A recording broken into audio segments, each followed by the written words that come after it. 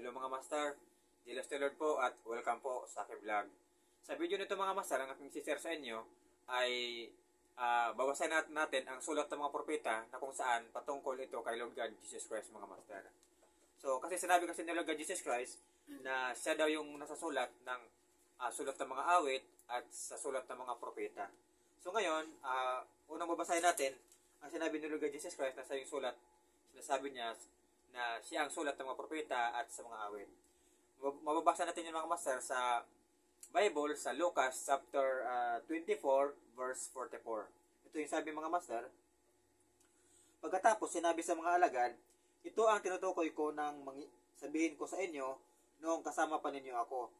Dapat matupad ang lahat ng nasusulat tungkol sa akin sa kautusan ni Moises, sa aklat ng mga propeta at sa aklat ng mga awit. So, ito yung sinasabi niya mga master. Ngayon, babasahin natin ang talatang mababasa natin ngayon sa sulat ng mga propeta patungkol kay Lord God Jesus Christ na siya yung binabanggit doon. Ngayon, babasahin natin ang propeta Jeremiah at kay propeta Micah. So, si Micah o Micah ay hindi siya masyadong kilalang propeta, no? Kasi kunti lang kasi yung kanyang sulat, ilang chapter lang. Si Jeremiah naman ay kilala siyang propeta naman. So halos magkapantay sila ni Isaias at saka si Jeremiah ay medyo magkapantay sila ng level ng kasikatan sa atin ngayon, no, sa mga Christian. So ngayon, alam naman natin na si Lord God Jesus Christ ay siya din yung sulat ni Isaias. So ngayon, ang mabasahin natin ngayon ay ang sulat ni Jeremiah at sulat ni Propeta Micah. Ngayon, unang mabasahin natin ang sulat ni Propeta Micah na mababasa natin sa chapter 5, verse 2. Ito yung sinasabi mga master.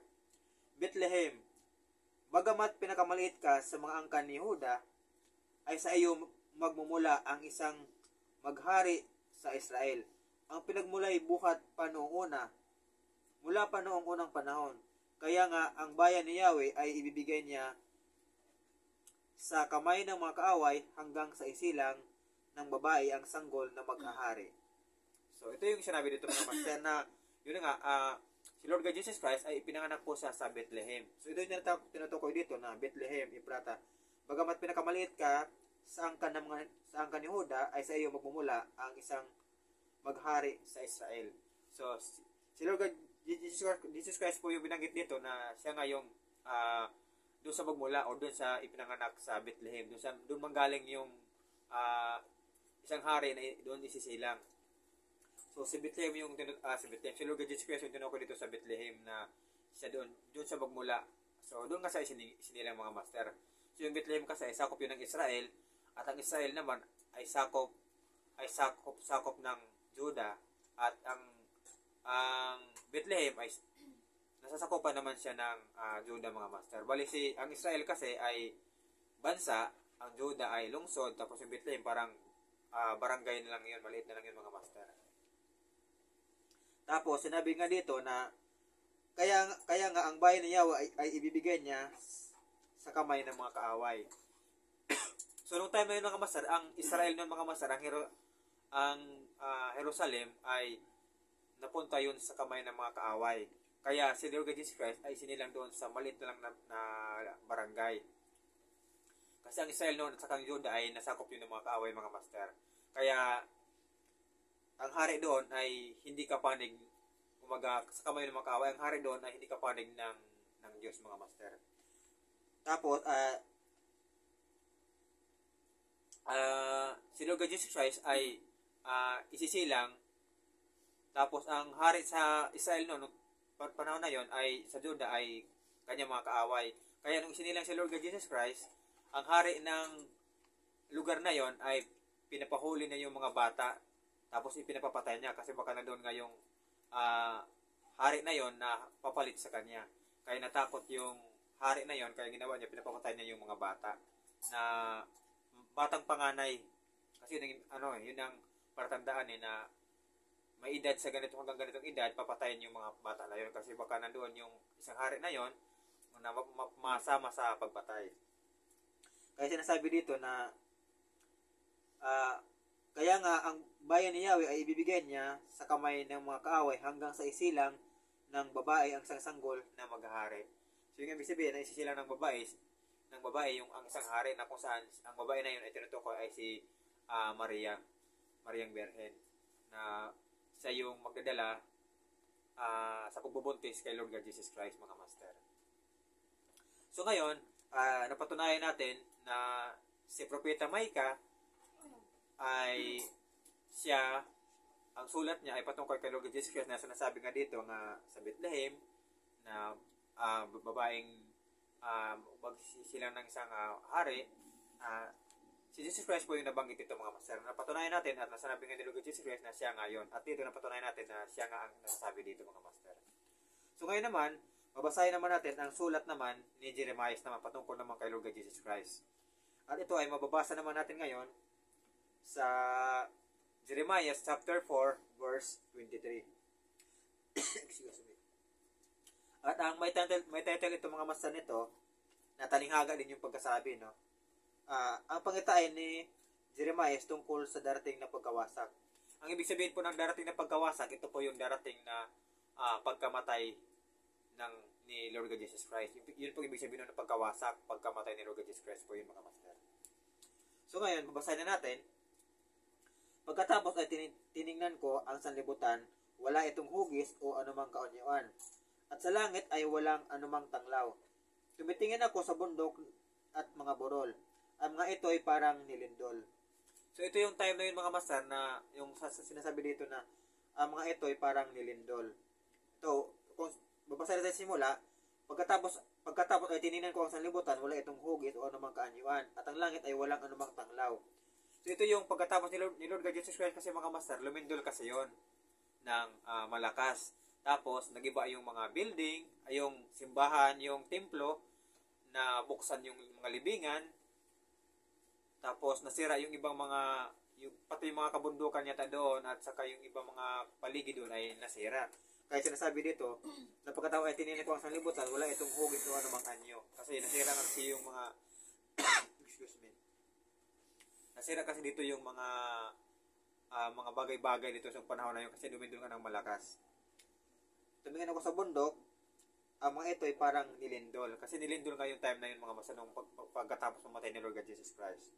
Kaya itutuloy pa natin, walang tao roon. Wala kahit isa.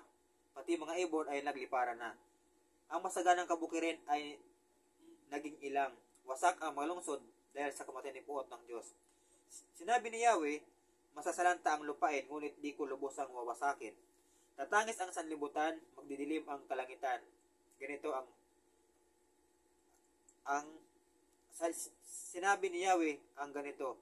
At ang isip niya ay di magbabago. Nakapagpasya na siya at di na mag-iiba pa. So ang ibig sabihin nito, mga master, yung sinasabi dito na tatangis ang sanlibutan, magdidilim ang kalangitan. So ito nga yung nung namatay nga si Lord Jesus Christ, lumindol yon, umulan pa ngayon kasi sinabi ni Lord Jesus Christ na nauhaw ako, tapos biglang umulan.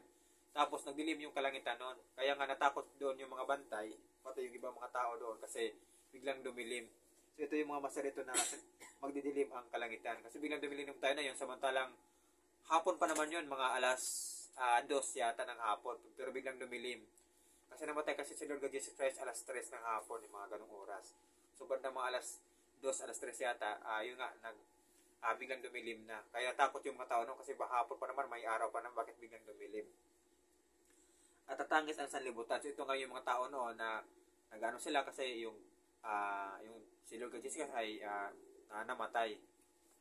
Pati yung mga naniniwala sa kanya, yung mga pinagaling niya, yung mga tagasunod sa kanya ay siyempre na sila. Tapos itutuloy pa natin, sa yabag ng nangangabayot na mamana, magtatakbuhan ang lahat. Ang ilan ay magtutungo sa gubat, sa kabatuhan naman aakyat ang iba. Lilisanin ng lahat ang kabayanan at walang matitira isa man. Jerusalem, ikaw ay hinatulan na. So ito yun, mga master, yung sinasabi dito na ikaw ay hatulan na. Bakit nakadamit ka pa ng purpura? Ano't nagsusuot ka pa ng mga hiyas? At ang mga mata mo ay may pintang pamparilag. Paganda mo'y wala ng saysay. Iniwan ka na ng iyong mga kasintahan. Balak pa nilang ikaw ay patayin. So ito na yung hinatulan ng si Lord Jesus Christ. Ito yung tinanggap na ni Lord Jesus Christ yung kanyang kapalaran na mangyayari yon. Kaya yung time na yun, nahulihin na siya, tinanggap na niya, tapos nagpadakip na siya. Yung hatulan na siya, tapos yun na yung nung hinuli siya, lahat ng kanyang mga kawal ay nagsitakbuhan na. Iniwan na siya ng kanyang mga apostol. Kaya sinasabi dito na iniwan ka na ng iyong mga kasintahan. Mga kasintahan, ibig sabihin yung hindi lang naman mga apostol, pati yung mga tagasunod sa kanyang mga nanampalataya sa kanya. Pero siyempre number 1 talaga dito yung mga apostol na iniwan siya. At pinagkaila pa nga sa ni Pedro nung tinanong si Pedro na, di ba ano yan? Sinabi ng isang tao sa kanya na, kasamahan mo yan? Sinabi ni Pedro na hindi. So pinagkaila pa nga siya ni Pedro. So iniwan dito, sinasabi dito mga masan na iniwan siya ng mga kasintahan. Yun pong ibig sabihin na iniwan siya ng kanyang mga alagad. Tapos tuloy pa natin, narinig ko ang pagdaing, gaya ng babaeng nanganganay. Ito ang taghoy na nang hingalong Jerusalem. Ito na ang wakas ko. Hayan na sila upang patayin ako. So ito na yun, yung huli na nga siya. Ito na yung kanyang wakas, yun yung huli na siya, ipapako na siya sa cross at papatayin na siya. Yun na yung ipapako na siya sa cross, mga master. So ngayon, sinasabi dito sa Jeremiah chapter 4 verse 23 hanggang 31 ay patungkol po ito kay Lord God Jesus Christ na kung saan siya ay hahatulan, dadakpin, ipapako sa cross at siya ay mamamatay at ang pangyayari ngayon ay nangyari nga sa buhay ni Lord God Jesus Christ. So ngayon sa Jeremiah, sa patunayan natin sa talinghaga dito, kasi talinghaga kasi yung pagkasulat dito mga masan, na yun ang ibig sabihin nito, si Lord God, patungkol ito kay Lord God Jesus Christ na kung saan ay sa kanyang kahatulan ng kamatayan, sa kanyang pagkapako sa cross, mga master. So ngayon, patunayan nga natin na siya ay sulat ng mga propeta at sa iba pa, sa awit, sa awit marami siya kang doon. So, kung tutusin, marami pa naman talaga tayo mababasa dito sa Jeremiah at sa Kasamika patungkol sa kanya.